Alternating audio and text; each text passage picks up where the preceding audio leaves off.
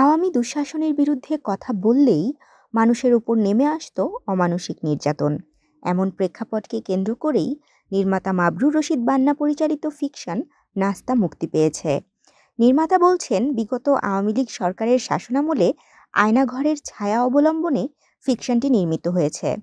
মুক্তির পর থেকে এমন সাহসী নির্মাণের জন্য নির্মাতা বান্নাকে প্রশংসা করছেন দর্শক।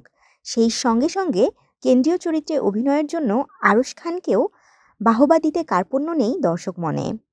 নাস্তাতে ২০২৪-এর ছাত্র জনতার আন্দোলনের একটি খণ্ডচিত্রও তুলে ধরা হয়েছে, যেখানে ফেসবুক স্ট্যাটাসের জন্য আয়নাঘরের প্রেক্ষাপট দেখানো হয়।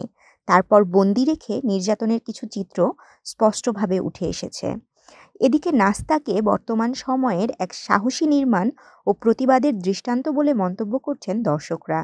কেউ কেউ বলছেন, আয়নাঘরের ভয়াবহতা এবং আন্দোলনের প্রেক্ষাপট যারা দেখেনি তাদের জন্য নাস্তা একটি দালিলিক চিত্র হয়ে থাকবে, যা দর্শক মনে দাগ কাটছে। নাস্তা দেখার পর চোখের পানি ধরে রাখা কঠিন, এমনটাই মন্তব্য দর্শকদের।